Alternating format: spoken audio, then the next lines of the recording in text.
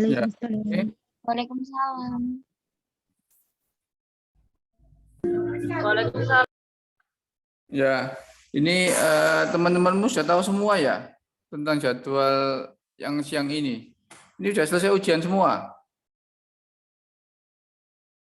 Halo, Sampun, Pak. semua kelas sudah selesai semua ya. Mohon teman-temannya diberitahu ya. Nah, lagi saya mulai ya. Oke, tunggu sebentar.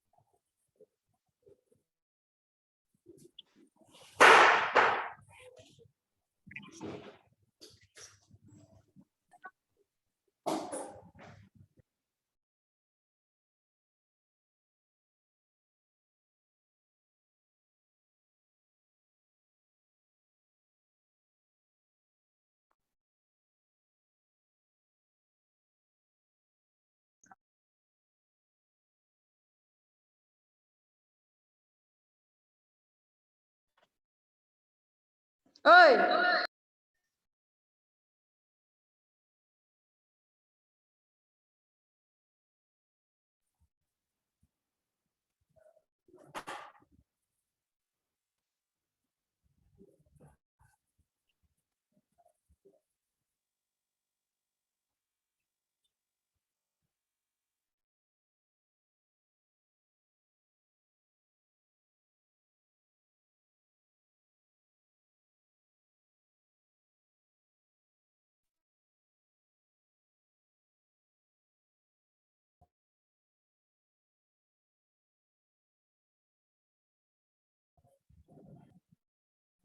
Warahmatullahi wabarakatuh.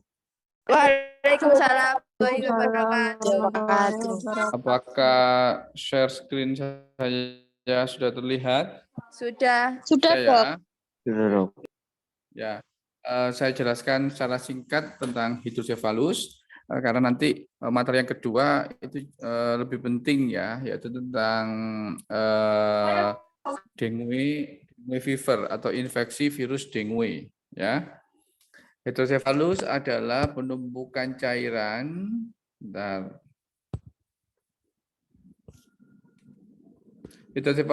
Hidrosefalus adalah suatu keadaan di mana terjadi penimbunan cairan cerebrospinalis dalam ventrikel otak sehingga kepala menjadi besar serta terjadi pelebaran sutura-sutura dan ubun-ubun. Ada suatu kondisi yang merupakan hidrosefalus tapi yang sangat parah ya, karena banyaknya cairan di ventrikel sehingga akan menekan pertumbuhan jaringan otak sehingga kalau dilakukan CT scan akan tampak rongga tengkorak itu dipenuhi oleh cairan, sedangkan jaringan otak hanya tipis saja, tipis kertas ya. Itu namanya hidransefali. Ya. Jadi ada hidrosefalus, ada hidransefali. Kalau hidrosefalus itu penumpukan cairan cerebrospinal di ventrikel, tapi jaringan otaknya masih ada walaupun pertumbuhannya terhambat. Kalau hidransefali itu full semuanya berisi cairan cerebrospinal, ya, di mana jaringan otaknya hanya setipis kertas. Gambarannya seperti ini. Ya, ini sudah hidransefali seperti ini. Ya, hidrosefalus seringkali disertai kelainan bawaan yang lain, seperti misalkan spina bifida.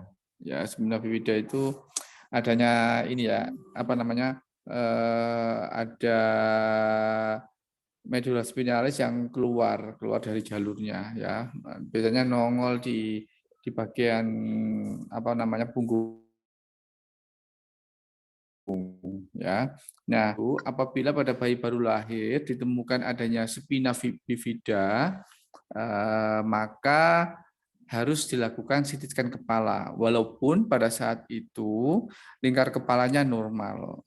Ya, tidak ada secara klinis tidak terdeteksi, tidak terlihat adanya hidrosefalus atau kepala yang membesar. Tetapi karena ada spina bifida itu lebih banyak yang disertai hidrosefalus, maka harus dilakukan CT scan kepala. Dari situ bisa terlihat apakah spina bifida ini disertai hidrosefalus. Ya, jadi intinya pokoknya kalau setiap kali ditemukan bayi dengan spina bifida yang merupakan kelainan bawaan harus dilakukan CT scan kepala untuk memastikan ini ada atau tidaknya hidrosefalus karena penanganannya jauh berbeda. Spina bifida yang tanpa dan yang dengan hidrosefalus. Kalau tanpa hidrosefalus, kalau kecil spina bifidanya tidak dilakukan operasi, dibiarkan saja, diharapkan bisa kembali. Nah, ini adalah gambar-gambar hidrosefalus ya, di mana ini adalah jaringan otak normal. Kalau ini dipotong irisan sagital ya seperti ini skematis ya. Sedangkan yang ini adalah pasien hidrosefalus, di mana perbedaannya di sini adalah ada cairan tapi hanya sedikit, dengan yang ini ventrikelnya membesar atau membesar daripada normal. Nah, jaringan otak yang di tepi ventrikel itu di gambar merah muda itu menunjukkan adanya penekanan di sel-sel otaknya, ya. Karena produksinya berlebihan, produksi dari cairan cerebrospinalis berlebihan dari ruang ventrikel dan lama-lama akan meningkat tekanan, maka akan menekan jaringan otak di sekitar ventrikel. Ini yang bahaya. Ini yang akan memberikan gejala kejang, muntah dan lain sebagainya karena tekanan intrakranialnya meningkat. Nah, hidrosefalus itu penyebabnya hanya ada 3 ini ya secara patogenesis ya. Produksi cairan cerebrospinal yang berlebihan atau adanya obstruksi cairan cerebrospinal. Jadi cairan cerebrospinal itu normal memang harus ada di jaringan otak untuk sebagai bantalan. Dia diproduksi oleh plexus subarachnoid, kemudian beredar di sana, kemudian beberapa waktu diserap, beberapa dialirkan, beberapa lagi nanti akan diproduksi lagi. Jadi kayak siklus gitu, ya. Sedemikian rupa sehingga seimbang antara cairan cerebrospinalis yang beredar yang menghuni ventrikel dan yang dikeluarkan. Nah, apabila ada obstruksi, maka aliran dari cairan cerebrospinalis ini akan terganggu, akan terhambat, akan mengumpul. Sementara produksinya tidak berkurang ya sama, tapi ada obstruksi saluran yang harusnya dikeluarkan ya, maka tidak dikeluarkan sehingga akan terjadi penumpukan di situ cairannya dan akan menimbulkan tekanan yang meningkat. Kemudian yang ketiga adalah gangguan cairan cerebrospinal ya, produksinya terganggu, meningkat ya biasanya karena proses infeksi. Hidrosefalus terjadi karena ada gangguan absorpsi cairan cerebrospinal tadi ya, CSS tadi dalam subarachnoid ya. Itu disebut communicating hidrosefalus. Kalau terjadi gangguan absorpsi dari CFE cairan cerebrospinalis dan dalam subarachnoid. Cairan terakumulasi dalam ventrikel akan menumpuk ya mengakibatkan dilatasi ventrikel membesar dan ada efek penekanan organ yaitu organ yang di dalam rongga otak tadi, rongga kepala ya. Nah, ini normalnya cairan cerebrospinal ini diproduksi sebesar kurang lebih 0,35 ml per menit atau kalau dihitung sekitar 500 ml per hari. Dengan demikian cairan cerebrosipinalis ini nanti terus diperbarui setiap 8 jam pada anak dengan hidrosefalus ya. Pada anak dengan hidrosefalus produksi CSS ternyata berkurang ya. Cairan cerebrosipinalis dibentuk oleh plexus choroideus ya di paling otak arachnoid yang tadi saya jelaskan tadi ya.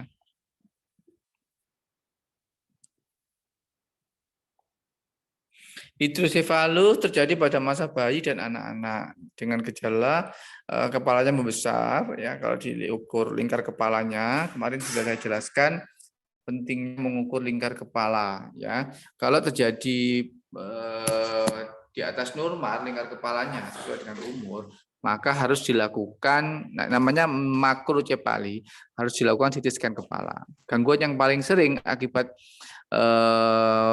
bertambahnya lingkar kepala yaitu adalah hidrosefalus ya.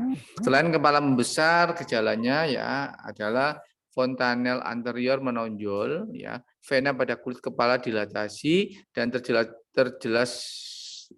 jelas pada bayi pada saat menangis ya. Bunyi crackpot ya. Tanda McEwen, mata melihat ke bawah ya, atau tanda apa namanya? Tanda matahari tenggelam atau matahari tenggelam sunset ya, sunset fenomen namanya, sunset fenomen. Jadi matanya melirik ke bawah, nanti ada gambarnya. Mudah terstimulasi, lemah, kemampuan makan berkurang, bisa jadi perubahan kesadaran, ada opistotonus dan spastik pada ekstremitas bawah. Ini yang paling sering kita temui. Pada bayi dengan malformasi Arnold Chiari, bayi mengalami kesulitan menelan, bunyi nafas stridor, kesulitan bernafas, apnu, aspirasi, dan lain sebagainya. Ini salah satu yang juga menyebabkan hidrosefalus. Ya. Sakit kepala, muntah, papil edem, strabismus, semuanya bisa terjadi. Ya. Salah satu atau semuanya bisa terjadi pada anak-anak dengan hidrosefalus akibat penekanan jaringan di sekitar ventrikel. Ya. Hidrosefalus dapat didekatkan dengan CT scan atau USG. Ya. Diagnosa bandingnya ada makrosefali, ada tumor otak, ada penilaian fotoronsen yang tidak boleh dijadikan besar.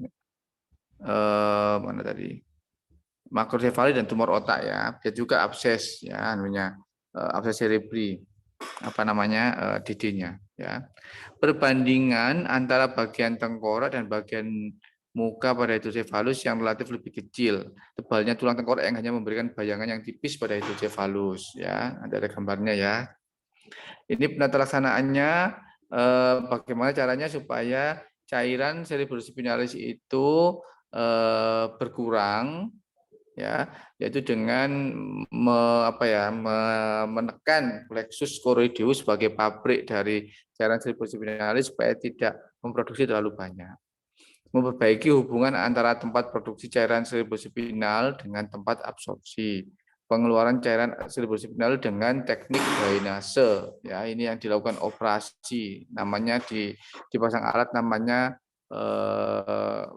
VP-shunt, ventriculoperitoneal shunt. Jadi nanti dikeluarkan ada selang menuju ke ventricle ujung satunya lagi, ujung selang satunya lagi dimasukkan ke peritoneum sehingga secara otomatis cairan yang berlebihan tadi akan dialirkan ke peritoneum. Dari peritoneum akan diserap oleh tubuh sendiri ya. Ini penata laksanaannya ya, dan pembedahan ada pembedahan. Tergantung ya. Kalau itu memang prognosisnya bagus, biasanya dilakukan operasi pemasangan VP-shunt dan lain-lain. Tapi kalau seperti gambar di bawah ini sudah hidransephali. Kalau hidransephali malah bahaya kalau dilakukan operasi ya. Ini termasuk yang unoperable, prognosisnya buruk ya. Jadi harus diberikan edukasi ke keluarga pasien. Yang pembedahan diberikan obat-obat tertentu yaitu acetazolamid dan isosorbit atau furosemid untuk mengurangi produksi cairan cerebrospinal. Ini yang pembedahan ya, kalau ada penyebabnya ada tumor, diangkat tumornya. Kalau memang itu non communicable hidrosefalus, ya, tidak ada hubungan antara ventrikel satu dengan ventrikel yang lain, maka bisa dilakukan pembedahan dengan cara macam-macam ya. Paling sering dilakukan pemasangan V-Vision tadi, ya. Ini prognosisnya, ini etiologinya. Hidrosefalus ini paling banyak karena kongenital, ya, sebagian kecil sekunder karena proses infeksi.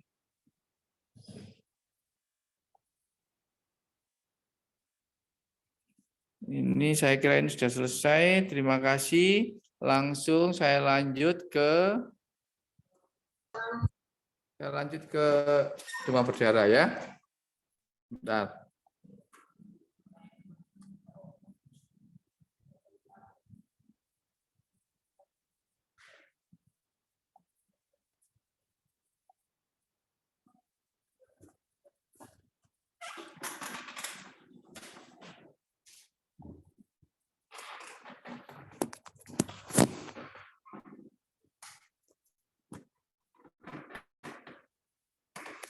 Apakah share screen saya sudah terlihat?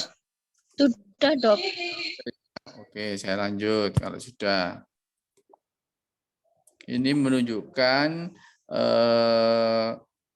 angka kejadian infeksi virus dengue di seluruh dunia itu dari tahun ke tahun meningkat, ya, dan hampir tersebar di seluruh dunia. Yang paling sering di negara-negara tropis, ya, di negara tropis itu di Asia Tenggara, di Asia sama di Amerika Latin, ya, yang dikenal sebagai pusat perkembangan penelitian tentang dengue. Itu ada dua, yang perwakilan di Bangkok, kemudian yang satunya lagi di Brasil pusat penelitiannya, ya. Ini ya negara-negara yang endemis apa namanya demam berdarah, ya, ini Indonesia dan Asia Tenggara pada khususnya, kemudian ini ya Amerika Latin dan sebagainya. Nah, sekarang ini klasifikasi infeksi virus dengue ya sesuai dengan WHO tahun 2011, ya. Ini ada yang baru di sini, ya. Jadi semua pasien, semua anak yang terinfeksi virus dengue, artinya semua anak yang di dalam sirkulasi darahnya terdapat virus dengue, ya, tertular dari lingkungannya, maka gejalanya ada dua, maka kemungkinannya ada dua, bisa asimptomatis, bisa simptomatis. Kalau asimptomatis itu tidak ada simptom, tidak ada gejala, ya, seperti pada kita pada umumnya, ya, merasa sehat, merasa tidak ada keluhan, ya. Yang kedua simptomatis, ya, berbeda dengan asimptomatis. Pada kelompok yang simptomatis ini timbul gejala. Jadi jangan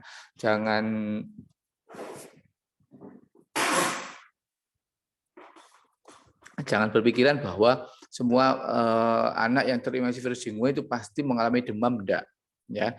Yang terbanyak justru yang asimptomatis. Yang asimptomatis itu kalau diperiksa IgG, IgM-nya atau NS1-nya positif tapi dia tidak ada gejala, ya. Nah, yang simptomatis ini ada 4. Yang pertama undifferentiated febrile illness, hanya panas gitu aja, antara 2 sampai 6 hari. Setelah itu sudah tidak ada keluhan lain, ya, sembuh dengan sendirinya. Atau dengue fever.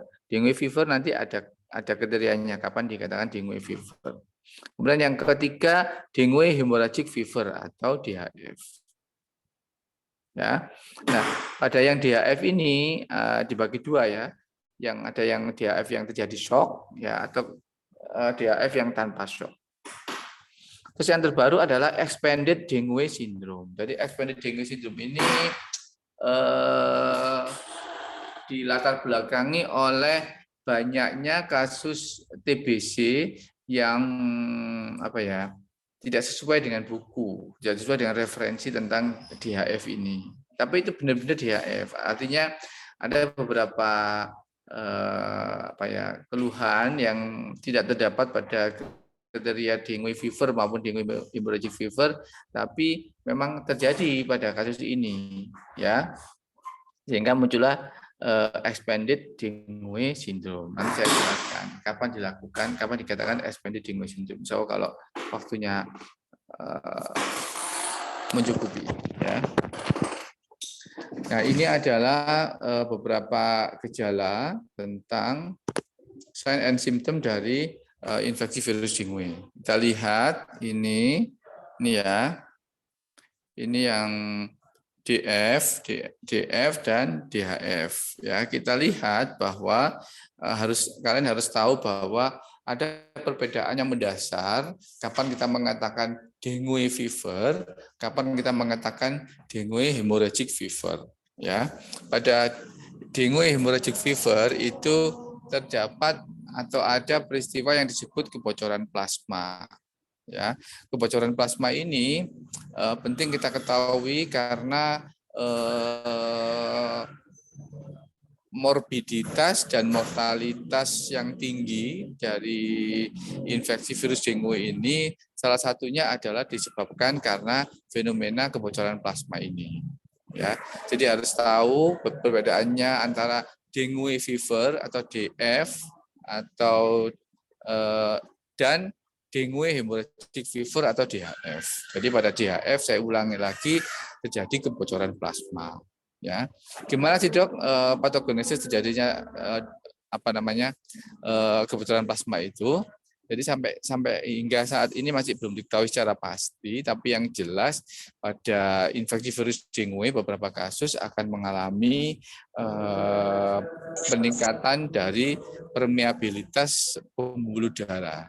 Ya, nah karena permeabilitasnya meningkat, maka akan terjadi perembesan plasma. Kenapa plasma yang merembes? Nah, kita kembali ke pelajaran dasar tentang darah.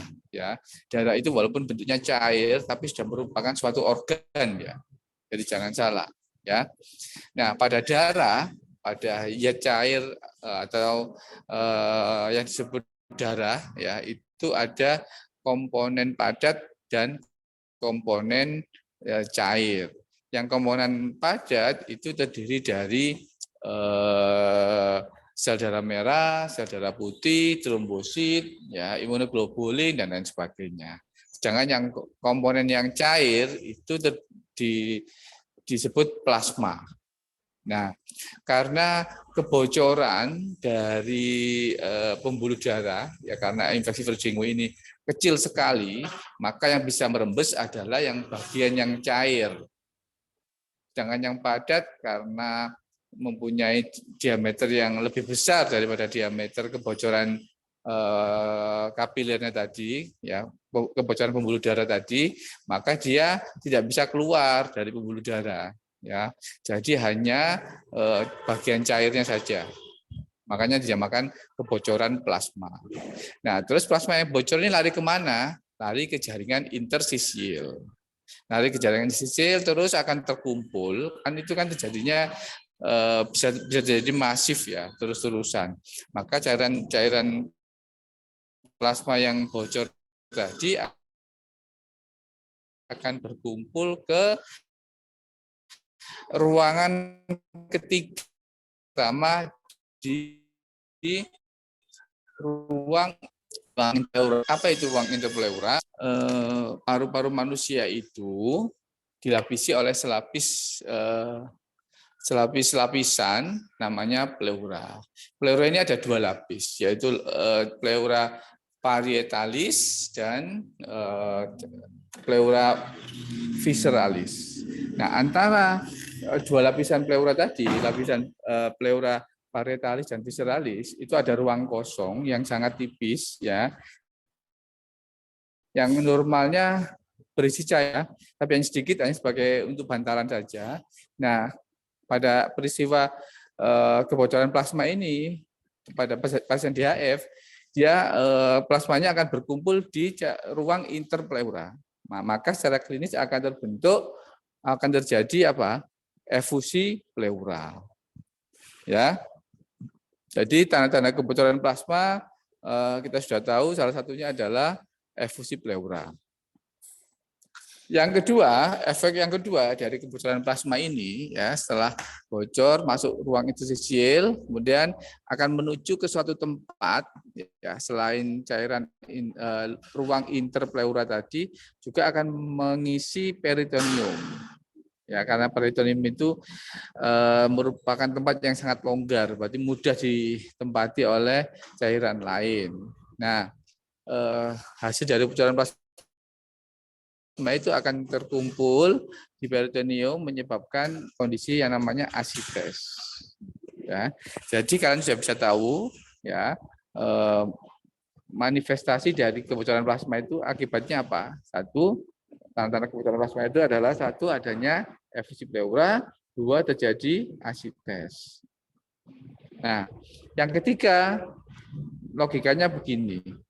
Kalau dalam sebuah pembuluh darah itu ada berisi cairan darah, ya, yang komponen cairnya itu merembes kemana-mana, sedangkan komponen zat padatnya masih tetap di dalam intravaskuler. Maka akibatnya apa?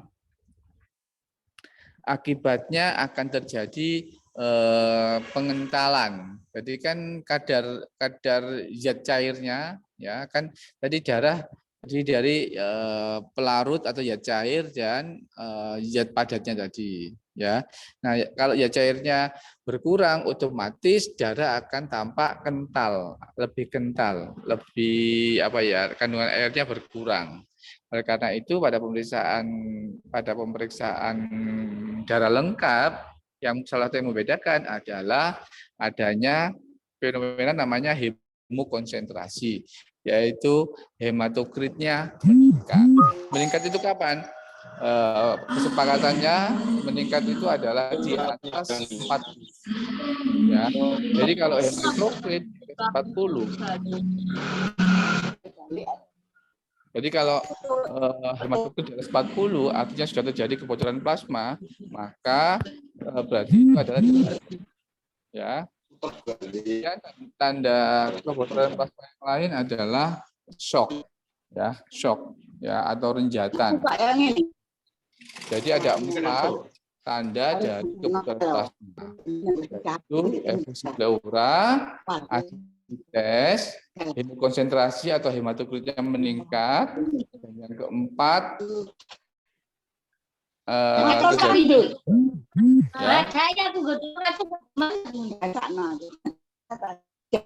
ini siapa yang belum dimatikan mic-nya ini? Halo? Halo, tolong dimatikan dulu mic-nya.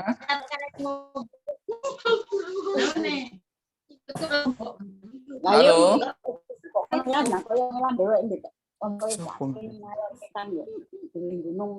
Halo?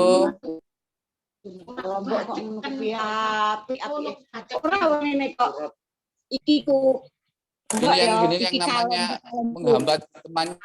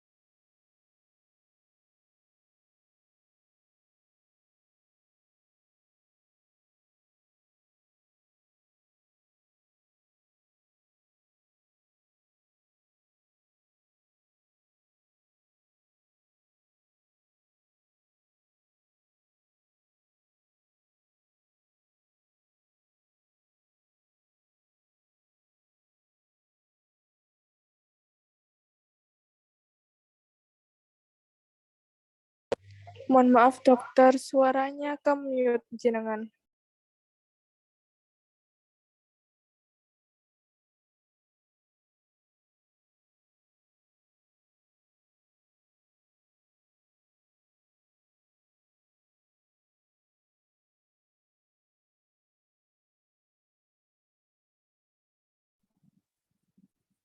Sudah? Apakah bisa mendengar suara saya? Sampun dokter. Tadi terputusnya mulai apa? Halo? Mulai apa? Nabil? Manifestasi. Saya lanjutkan ya.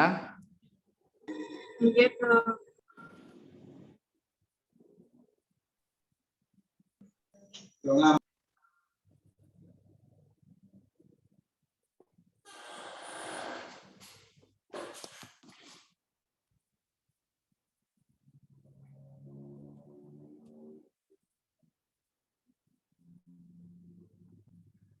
ya, lanjutnya ini yang dikatakan bifasik tadi. Ya, panas, tinggi mendadak, kemudian diberikan obat penurun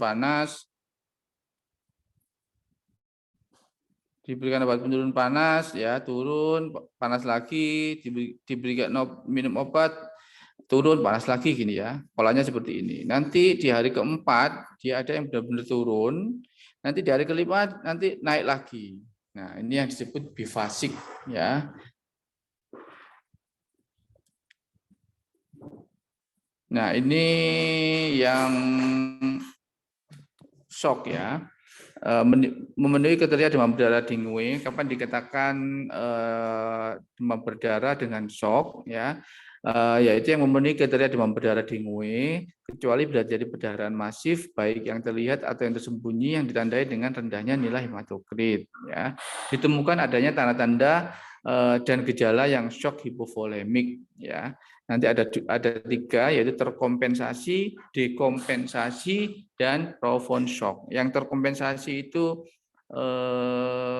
awal-awal terjadinya shock masih terkompensasi. Tapi kalau terjadinya shock kemudian tidak diatasi dengan benar, maka lama-lama akan terjadi dekompensasi. Shock yang dekompensasi ini yang bahaya. Sehingga nanti akan terjadi yang terakhir profound shock. Profound shock itu sudah tidak bisa diukur lagi tensinya, nadinya juga sudah lemah sekali dan seterusnya. Ini yang gambaran yang shock ya, yang terkompensasi ya. Kulitnya terasa dingin ya, anaknya gelisah, takikardi, takipno, CRT kalau diukur lebih dari 2 detik ya. Tekanan darah mula-mula masih normal, namun kemudian sistolik turun, diastolik masih dipertahankan tetap normal ya, sehingga tekanan nadi yaitu perbedaan antara sistolik dan diastolik kurang dari 20. Kemudian urin outputnya berkurang, produksi urinnya berkurang ya. Sedangkan shock yang tidak terkompensasi atau dekompensasi atau uncompensated shock yaitu terjadinya takikardi disertai hipotensi. Kalau yang tadi yang terkompensasi cirinya ada takikardi yang nadinya meningkat tapi tensinya normal. Nadinya meningkat tapi tensinya normal. Ya, itu sudah itu yang terkompensasi. Kalau tensinya turun berarti sudah masuk kriteria uncompensated atau tidak terkompensasi ya. Nah, ini adalah gambaran diagnostik laboratorium diagnostik dari infeksi virus dengue. Jadi pada saat terjadi viremia, cirinya viremia itu masih terjadi panas yang tinggi, ya tidak turun dengan penurunan panas atau turun sebentar nanti naik lagi. Nah, maka pilihan yang tepat permintaan pemeriksaan laborat yang spesifik ya untuk menegakkan diagnosa ini adalah NS1. Ya, NS1 itu bisa positif mulai hari kedua. Mulai hari kedua sampai nanti hari ke-7, tapi hari ke-7 masih bisa masih positif ya. Kemudian kapan dilakukan IgG dan IgM dengue itu minimal hari keempat. Ya, minimal panas hari keempat. Kalau sebelum panas hari keempat, kamu periksa IgG, IgM, nanti dibacanya negatif. Ya, jadi itu intinya kamu harus tahu si pasienmu ini sedang dalam fase yang mana, fase yang 4 hari pertama demamnya atau antara 4 sampai 7 hari atau lebih dari 7 hari. Kalau ingin menegakkan diagnosis, pilih yang sesuai. Kalau terjadi viremia, badannya masih panas, panasnya masih hari ketiga, hari keempat, yang paling cocok adalah memeriksa NS1. Tapi kalau panasnya sudah 6 hari, tapi kalian mencari penyebabnya tidak ada, ini paling mendekati dia. Diagnosisnya adalah dengue fever. Ya udah periksakan, tidak usah NS1 lagi, tapi diperiksakan IgG IgM kalau sudah lama ya.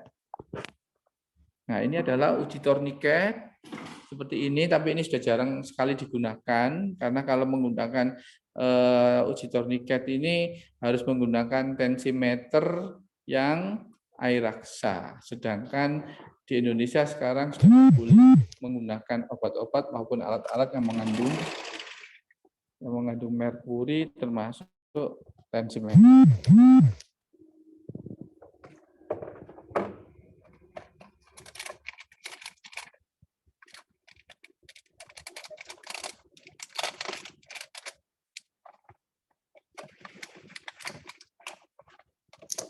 Jadi tensimeter yang direkomendasi yaitu tensimeter yang tidak menggunakan air raksa, yaitu tensimeter digital. Ya, sedangkan kalau kalian memeriksa uji tourniquet itu harus menggunakan tensimeter yang air raksa. Ya, untuk fasilitas kesehatan yang baru biasanya sudah tidak ada ini, sudah tidak tersedia tensimeter yang air raksa. Jadi benar-benar mengandalkan pemeriksaan penunjang laboratorium. Ya, lanjut. Ya, ini adalah perjalanan penyakit demam berdarah. Ya, ini penting banget, harus kalian pahami ya supaya dalam merawat pasien tidak salah memilih langkah manajemen. Ya, jadi perjalanan penyakit demam berdarah itu dibagi menjadi 3 fase. Ya. Yang pertama fase febris. Fase ya. Ini kotak putih ini fase panas. Fase febris ini yang di bawah ini. Kemudian yang tengah ini yang warna oranye itu fase kritis ini, critical phase ya. Kemudian yang putih ini namanya fase recovery atau penyembuhan. Nah, pada fase febris itu terjadi hari pertama sampai hari keempat. Kemudian fase kritis hari keempat sampai hari ke-7. Kemudian fase penyembuhan setelah hari ke-7.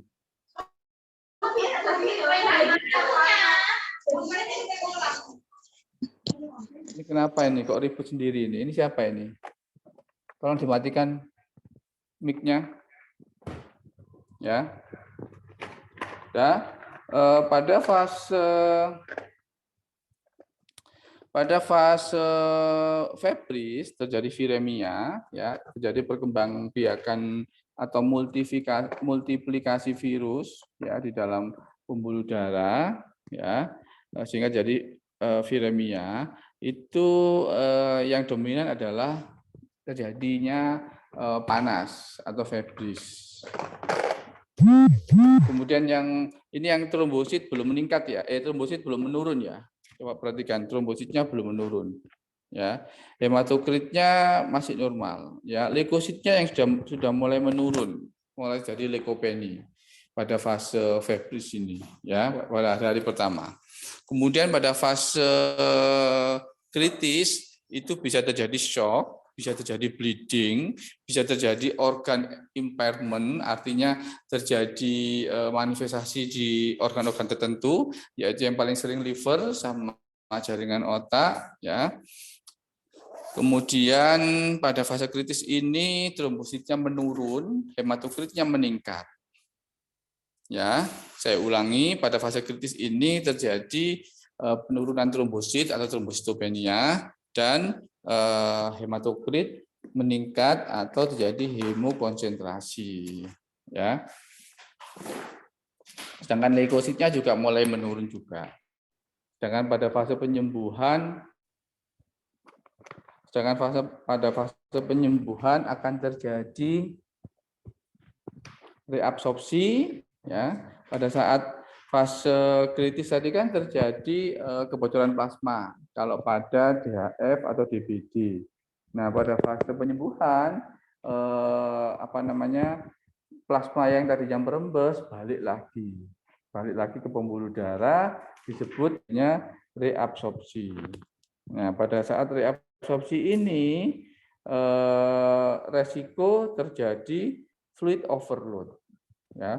Karena kan pada saat fase kritis tadi pasiennya dibawa ke rumah sakit, kita melakukan resusitasi cairan, ya. Sehingga pada saat fase penyembuhan cairan yang bocor tadi kembali, padahal kita sudah memberikan resusitasi, jadi menumpuk, jadi overload, ya. Nah, pada saat kita melakukan atau merawat pasien dengan infeksi virus dengue dengan DHF atau dengan DF, maka kita harus tahu warning sign dari shock, yaitu tanda-tanda awal terjadinya shock. Kapan sih kita curiga, oh ini bakalan ada shock? Ya, karena shock itu di mana-mana tidak mungkin terjadi mendadak, tapi terjadinya step by step. Nah, pada saat sebelum terjadi shock, itu kita harus tanggap. Ya, ada tanda-tanda tertentu yang mengindikasikan bahwa si anak ini akan terjadi shock. Nah, tanda-tanda itu disebut warning sign of shock. Ya, apakah itu? KU-nya memburuk, ya, tanpa demam, ya, nyeri perut yang hebat, muntah-muntah profus, anaknya gelisah dan rewel, keringat dingin, akral dingin, dan produksi urin berkurang atau 0 pada fase pada 6 jam terakhir. Ini CRT, ya, cara memeriksa CRT hanya ditekan di bagian-bagian perifer, bisa di tangan atau di kaki, kemudian dilepas, ya. Pada saat dilepas, kalau normal akan terjadi kulit akan berwarna kemerahan lagi.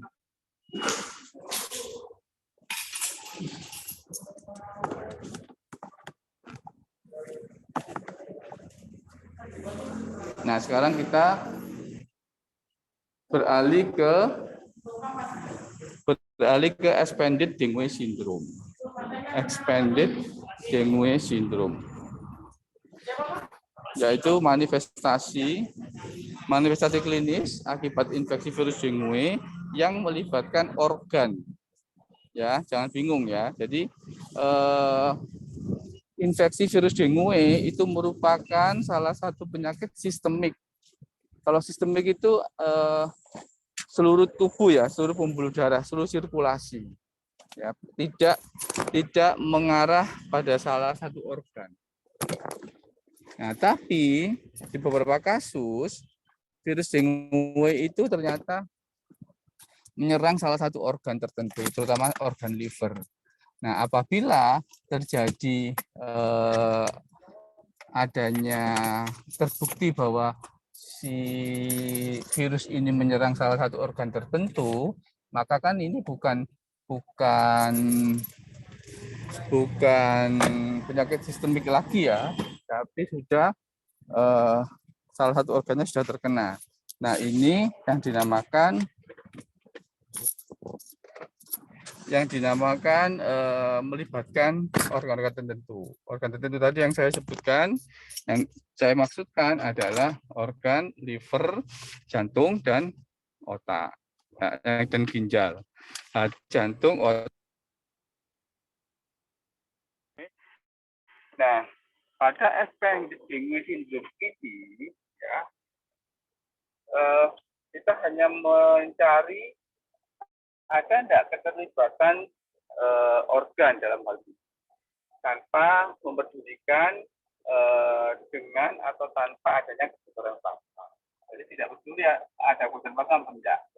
Ya,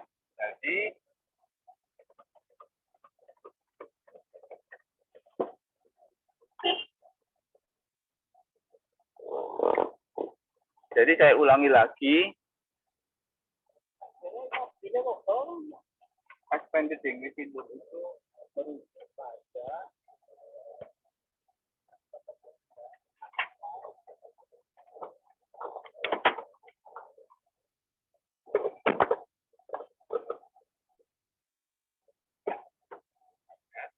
saya ulangi ya, berbeda dengan pembagian infeksi virus dengue antara dengue fever dan dengue hemorrhagic fever, di mana yang membedakan adalah adanya kebutuhan plasma.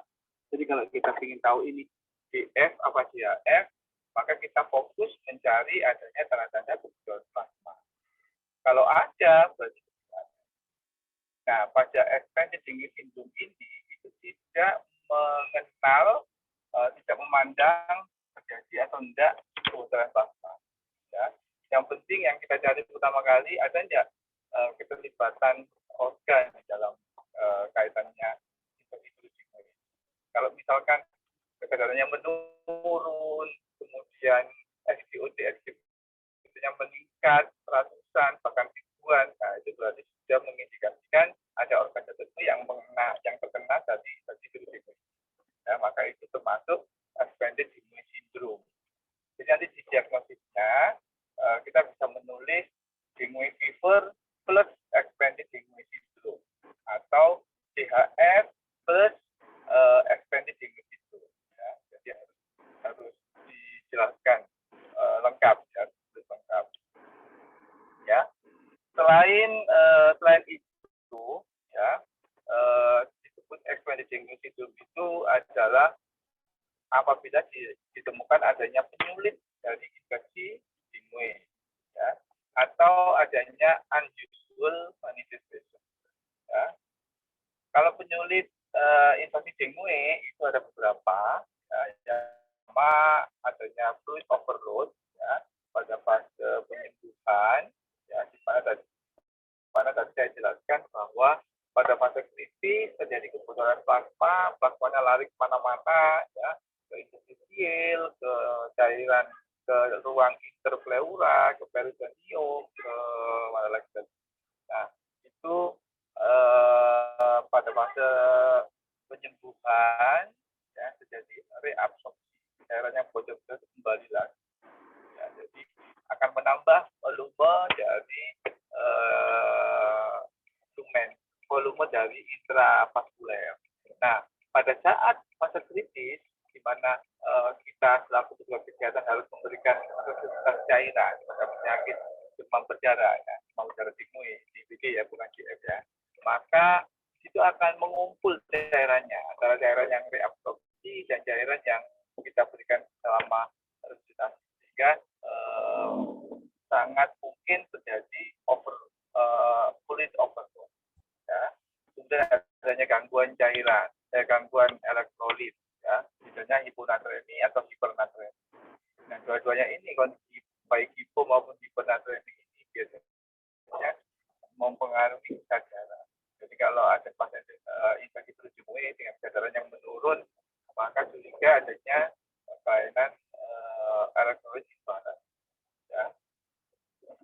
Kemudian yang tergolong unusual manifestation dari infeksi virus dengue ini adalah adanya encephalopathy, kemudian bleeding, perdarahan tapi yang masif, kemudian ada sekunder infeksi. Ya. Kalau infeksi virus dengue itu kan infeksinya virus ya primernya. Tapi pada kondisi tertentu bisa dibarengi dengan bakterial. Nah, yang bakterial ini disebut dual infection atau infeksi nosocomial atau high hospital associated infection. Kemudian ada kelainan ginjal dan ada myocarditis. Disebut disebut CDS. Ya. Ini masih bleeding, terjadi hematopoiesis. Kalau infeksinya nggak saya apa namanya sebutkan tadi. Nah sekarang bagaimana dengan tata laksananya? Tata laksana demam berdarah dengue yang bersifat simptomatis dan suportif. Ya, simptomatis itu artinya keluhannya apa kita berikan penawar. Demam kita berikan muntah kita berikan obat anti muntah. Nah, seperti itu ya. Kemudian suportif. Suportif itu yang sangat bermakna adalah cairan harus tertutup. Ya, kebutuhan cairan itu betul-betul sangat penting pada penderita demam berdarah. Ya. Nah, pokok utama untuk terapinya ini adalah mengganti cairan untuk bencana shock. Cairan yang keluar lewat interstisial tadi, pembuluh darah yang jadi gejala plasma darah. Nah, ini fluid terapi ini gunakan isotonik kristaloid, ya, dan digunakan cairan fluid pada kondisi tertentu, ya. Saya kira itu sama. Nanti bisa di copy, ini penasarannya rumit sekali, ya. Yang penting prinsip-prinsipnya yang saya jelaskan tadi. Sampai di sini, apakah ada pertanyaan untuk dua materi yang tadi saya jelaskan, itu cephalus dan DAF. Silakan kalau ada yang mau bertanya. Nanti malam insya Allah akan saya share materi-materi yang saya berikan ya. Silakan ada yang bertanya. Insya Allah cukup, Pak. Ya cukup ya. Mudah-mudahan apa yang saya berikan ini, saya bagikan ini bisa bermanfaat. Dan bisa bermanfaat setelah kemudian. Terima kasih. Wassalamualaikum warahmatullahi wabarakatuh. Waalaikumsalam. Terima kasih, Dok. Terima kasih, Dok. Assalamualaikum warahmatullahi wabarakatuh.